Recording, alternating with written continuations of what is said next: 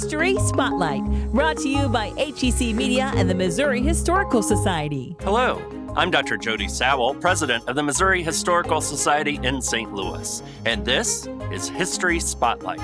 Most equate President Ulysses S. Grant with the brutalities of the Civil War and the complexities of his presidency. But at home, there was a different side of it. Public historian Amanda Clark describes the love story of President and Mrs. Grant, brought to life through a treasure trove of love letters. Ulysses S. Grant was known as a pretty brutal and unrelenting leader on the battlefield. His presidential legacy tends to be a mixed one, plagued with scandals. But at home, Grant was a devoted husband and left behind a treasure trove of some of the best love letters you will ever read.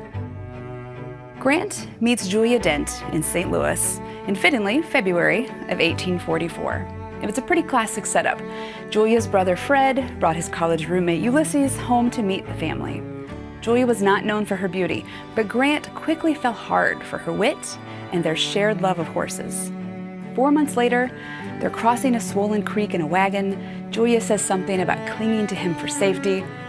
When they're safe to the other side, Grant asks her to cling to him for the rest of her life and offers her his West Point ring. She accepts, but the engagement had to be kept secret for over a year. Their relationship had several Romeo and Juliet type aspects. She comes from wealth, he does not.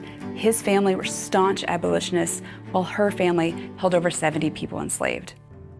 The Mexican-American War would keep the two apart for several years before they were able to finally marry in 1848. Throughout that separation, Grant writes Julia these intense letters, these declarations of his love. You know how awkwardly I made known to you the first time of my love? It is a scene that I often think of, and with much pleasure did I hear that my offer was not entirely unacceptable. In going away now, I feel as if I have someone else than myself to live and to strive to do well for. You can have but little idea of the influence you have over me, Julia, even while so far away. If I feel tempted to do anything that I think is not right, I'm sure to think, well now, if Julia saw me, would I do this? And thus it is absent or present, I am more or less governed by what I think is your will. During the Civil War, Grant knew that he was a better general if she was somewhere nearby, and he sends for her. She leaves the children of relatives in St. Louis. She travels to the different encampments, sometimes in really dangerous situations. And over the course of the Civil War, she stays with him during campaigns at Memphis, Vicksburg, Nashville, and in Virginia. But it wasn't just when they were apart that he wrote these incredible letters.